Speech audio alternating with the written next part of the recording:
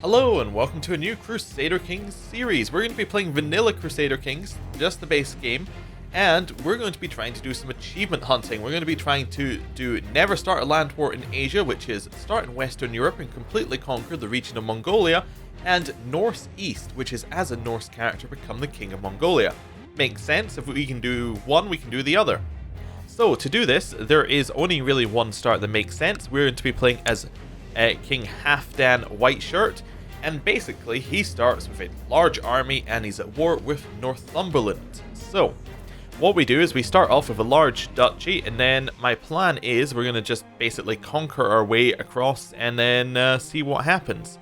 We're going to try and do this relatively quickly because we're going to try and fit it in before the new DLC comes out.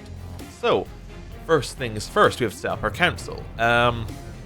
It seems to be mostly alright. We only hold one bit of land right now. Is this going to be our capital for very long? Probably not. We're probably going to upgrade to Northumbria would be my guess for which is going to be best. But we should just have some people sitting there. So probably train troops, collect taxes, scheme, and is this actually Germanic land? Yes, it is. So probably nothing with you. Maybe research cultural tech. Probably not going to use it. Right, the next thing that we need to do is we need to go and make sure we have all of our physician stuff filled out. When we have someone, we have Scully, Seer of Jorvik, and we'll have them in there. And a designated regent, which we don't really need to care about at this exact moment. Crown focus, we're not going to set, because I think you can only set that once a lifetime. I could be wrong. Or you only set one at a time. We may be able to reset it. We're not going to bother because we're going to take Northumbria, and that's probably going to be ours. Character focus, we seem to be very, very heavily into martial, and given that we're going to do kind of a conquest campaign, this seems like a thing to kind of go in with. Probably hunting.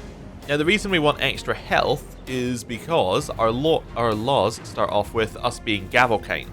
Meaning that if we lose land, if we die, we're going to lose a lot of land, a lot of our power, and a lot of our momentum. So we don't want to die, we want to have health. So health, martial, just puts us up a little bit. That should recalculate soon. We also need to pick an ambition. Our ambition, King of England, is actually a reasonable ambition right now. We don't actually need to take that much more land. And it would allow us to, where is it? Allows us to get a claim if we have fabricate claim. I thought it also allowed us to do, oh there we go. If pagan allows unlimited use of subjugation casus belli within the kingdom. I think we are pagan, so that's perfect. We'll take it. We become King of England, and that should make it easier to make our way over to Mongolia. Right. Next thing is we have people who aren't married. We have our heir. Are we married? We're not married either. Yeah, so we should probably marry, but we'll do that after we're stronger so we can get better alliances. So merge up. We want to check that we have all of our commanders set. We do. Are they the best? We'll go for the person who's the worst and have a look. Yeah, I think we have the best commanders on right now. Let's have a look. We have ourselves. Do we want to lead the army ourselves? Probably not. But we are actually probably, yeah, we are our best army leader. Kettlement and Ubi. Okay, so it has them set up properly. Then we're going to attack Northumbria. Northumbria has 4,000 men and is bringing in King of Mercia, which is down here. He has 1,000 men, or 2,000-ish. And then we have King something of Wessex, and he has about 3,000 men. So what we're going to do is we're going to head straight for the war goal, and we're not going to care about anything. We're going to try and kill an army if it's on the way, but we don't need to care because we have our ally, our brother Bjorn Ironside, and he has 8,000 men on his side. And what they're going to do is they are going to go and deal with the two below us. So we can go and get the war goal while our brother deals with everyone else, and everything should be fine. Unpause the game. Let's just see where everything goes. So, even better, I was assuming the English were going to start with their armies raised. They do not. This means that we can basically just wander through and pick up small armies if we want to. There we go. First army down. Only has 400 defending. Looks like they're merging up top, but our brother is dealing with that. So we're going to sit here and siege, I think. Now, we do have more than 10 times their men, so we could assault, and I think we probably should assault. There we go. And we could assault the next one as well. just to get that very quickly done. And now we can... wait, is there more to siege? Oh, there is more to siege. Well, we'll assault the last one. There we go. We now have the main kind of goal for what we're after. I think we have to take the whole duchy to get taking war score, though. Yeah. So we have his capital, and now we're going to go and try and find his armies. Who else is attacking him at the same time? He is also being attacked by Jarl Ivar the Boneless. Okay, so this is the... Let me just find it exactly. The Sons of Lothrok Invasion of Lothian. Okay, so this is somebody else is attacking Lothian, and he is also in that war. Okay, so this is fine. We should be able to just siege it down fairly easily. And we'll just siege down all of his land. Oh, there's a battle we want to be in. We probably just want to take the quickest route. Ub of Ub's host has left us, and he's going to go and try and create his own court somewhere else. Okay. This means we need a new leader. Siegfried, our son. Though not sure about having our son and us in the same army leading, but that's fine. We really want to try and get on top of one of these armies. Why can we not attack him? He's not shattered retreating. Yeah, there we go. Right, we attack that army. We get a lot of war score. We go for the next army, and we keep going around like that. Our seer Scully has sent us a gift. It's a small puppy. We will take it. It gives us extra health and gives us the puppy events. It'll be called Faithful, and we're going to head down and keep killing the guy's armies. Each army that we kill should give us war score, and yeah, it's just worth doing. We will assault this down, and then we'll go ahead and try and defend our brother's land. Well, our brother's army. There we go. That should win us another battle.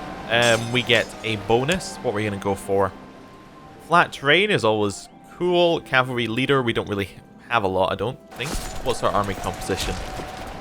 It's like mostly light infantry. A little bit of heavy infantry. What's light foot leader do? 20%. That's good. And heavy infantry is also 20%. Well, we have more heavy, so we'll go heavy infantry. There we go. And lately, I'm afraid that somebody might want to hurt me. I'm thinking about hiring two food tasters. Well, I don't really want paranoid. That gives us intrigue, but lowers our diplomacy. And I don't really want trusting either. But trusting is better than paranoid because it means that we don't get random things saying somebody's going to try and kill you when they're not. So, and we got it. It was 45% chance, so it was actually lower chance that we'd get either, but it doesn't matter. We're just going to go here, and we're going to keep sieging down. Right. We could assault this one as well. No reason not to, really. And we're just going to try and go from, like, one army to another army, just getting them down.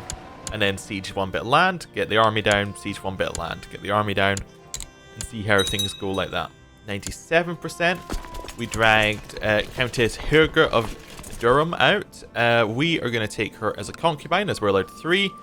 There we go. She'll do fine. And then we will attack in here. Right. That should stop that army from taking our land and gives us a 100% war score. Your dog is growing quickly. It's no longer a puppy. He is now a good dog. Right. You can get a bad dog event, and that basically means that your dog will go and kill people. Good that we didn't get it. Let's enforce our demands. It gives us prestige, piety, moral authority for the Germanic religion, and a ton of prestige. Very good. Yeah, we'll take it. It gives us all of Northumberland. We are now threatening, which is not, not unexpected. We hold a lot of wrong type of holdings everywhere. This one's the temple specifically to talk about, so we'll create a new vassal there, and city will create a new vassal. We'll do that in all of these ones that want us to do that, and then we'll see exactly what we're still holding at the end. That's another city, Hartlepool. Give that away. This temple over here, we'll give that away. And I think each one we give away does make us slightly less threatening. I could be wrong, though. Threat basically will just go away over time. Grab this one, grab this one. Yep, there. It's all away. We have a couple of people underneath us who are just general kind of Catholic people who we don't really want underneath us. And we have no prisoners currently. So who holds this Catholic person over here? This one is held by Jarl Bjorn Ironside. Okay, so there's still a few people in that war up there. We actually didn't get all of Northumberland, interestingly, because some of Northumberland isn't in England. So therefore we didn't get it. because we didn't get Dunbar and we didn't get Lothian. But that's fine. We don't need to care about that. The other Jarl will pick them up and everything will be fine. Do we hold too much land? No, we actually hold the perfect amount for our domain. Now, if we were to die right now, what would happen is our land would be split between our sons. So our first son would get our petty kingdom, and he'd get probably our county of Jorvik, because it's our capital. Second son would get, I think, the county of, what's that, Dunholm, and then Cumberland. And that would go to the third son, and then I think that the other two titles would just go to our first son. Not sure about that, but anyway, that's roughly how it would work. We do want to change our capital. Which one of these is the best? Now, we do have new administration, which lowers some of their stuff here, but we can generally work it out by whichever one has the most men in it. It says Jorvik should be our best. I don't believe that for a second. Is that because of our owner martial skill pushing it up? Yes, it is. Our owner martial skill gives us 75% extra men there. So Jorvik isn't the best at all. It's actually any of the others that we hold are the best. They're all pretty much equal. So we hold Northumberland, Cumberland. Is that Dunholm? I'm not sure if that's how you meant to say it. Dunholm? Anyway, what else do we hold? Do we hold something? Oh, we also hold Jedburgh. Okay, which is Teviot Dale? That's all. Anyway, Jedburgh. Let's make our capital Northumberland because it makes the most sense. It's probably the most built up, right? So that's got all of those in it. They look pretty much equal, actually. We'll go Northumberland though. Make it our capital. We know to do this once a lifetime, sure. Make our capital our crown focus. Then we want to move everyone's job onto improving the capital. There we go. Scheme here. And then probably... Do we want to do anything with our religion? There's nobody we really want to improve religious relations with, so cultural tech makes the most sense. But Northumberland is a Catholic place, so probably try and convert it. There we go. That is us taking our first kingdom. Important decisions. Hold a great blot. What exactly is a great blot? We can hold a great blot together with your vassals and offer sacrifices to the gods. This can only be done every 9th year. We better do it then. We could convert to Anglo-Saxon, but that takes away the ability for us to to be Norse. Where is it? To have the Norse culture, which is important for getting Norse East, obviously, because you have to be a Norse person. But converting to a religion could be a possibility at some point.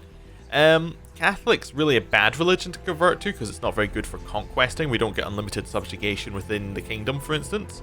But another religion might be good. And commission a runestone is something that we should probably do at some point. I think it just gives you prestige and stuff.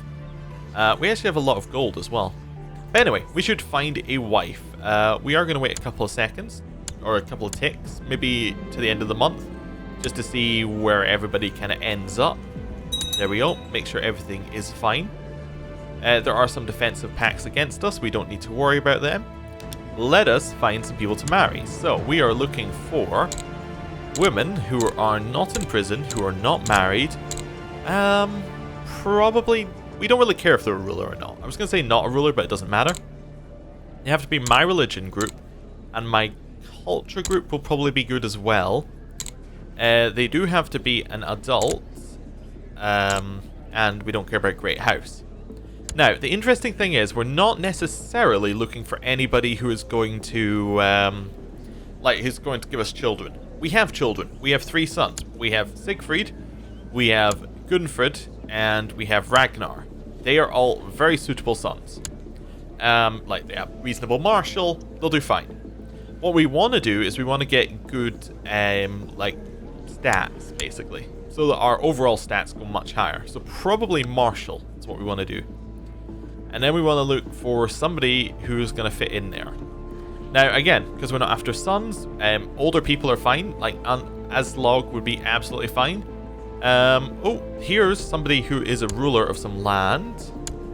Holds this temple. I'm not sure if she can marry, but it's Nidros. It's some land. It would get us, it would presumably lower the prestige hit from marrying her. We lose 100 prestige from marrying her. What if we were to just marry someone else? What would our prestige hit be? 200. So yeah, if we marry her, we only take 100 prestige hit. She's strong, so if we do have any children, they'll be good. Even though we don't care about it. She has alright martial, she has alright diplomacy. She seems alright as a wife. I mean, Aslog would be the best, but she's 65. She's probably gonna die, so, you know, we'll marry into this one. Take that marriage. Yes. Perfect. Now, for our son, we're gonna have to do something different. Our son, same search, seems pretty much the same. However, we do care about traits very much for him. In fact, maybe our son would have been better marrying Ingeborg, but it doesn't matter. Looking for a... well, she's the only strong. Genius? There are no geniuses. Quick. Anybody quick? Oh, wow. There really aren't that many options. I probably should have married our son to her. Oh well, doesn't matter. We are looking for people who have traits that we want to pass on, which there aren't any. So I guess we're just looking for people who don't have any negative traits. Maybe something that'll... maybe something with high diplomacy. Like sea rest would maybe be good for him. She is chase, which lowers her fertility by 15%, but I think Grey Eminence, it increases it by 10%. So that should be fine. She also has really high diplomacy, which kind of builds up something that he's missing. That seems fine. We'll marry him to her. He can also he could also get concubines and things later, so it doesn't matter too much. Again, we'll get that marriage done. So we will lose 3 titles on succession. Don't care about them. Oh, we actually lose 2 to the second son and 1 to the third son. That's fine though. Actually, that's 2 to the third. Anyway. What I'm saying is, when it says we'll lose titles, it says we'll lose Dunholm, we'll lose Cumberland, and we'll lose Tetov and basically it's saying we'll lose 2 to Ragnar, so Ragnar will get 2 of them, our second son will get 1 of them, presumably because he's in line to the main, like, a lot, presumably because he'll be next in line when if our son was to die, he'd then get, like, most of the stuff. Anyway, doesn't matter. That one's done. This is, we need to find a commander. Let's do that right now then. So we're looking for just anybody who has good kind of skills, like patient. Yeah, there we go. You will do fine. Nothing too wrong with you. What's a herdman? Okay, that's just opinion giver. This one's opinion giver. This one is also opinion. Alright, so most of these are just like things to give our opinion if we need to. Don't really need to do any of those right now. What do our vassals think of us? Most like us, but some don't. This count would like to be on our council. Okay. He has 10 martial, which isn't very good.